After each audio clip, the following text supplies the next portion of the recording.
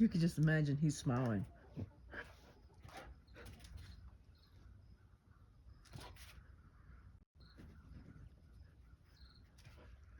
As soon as Coda loses interest, he'll go after him.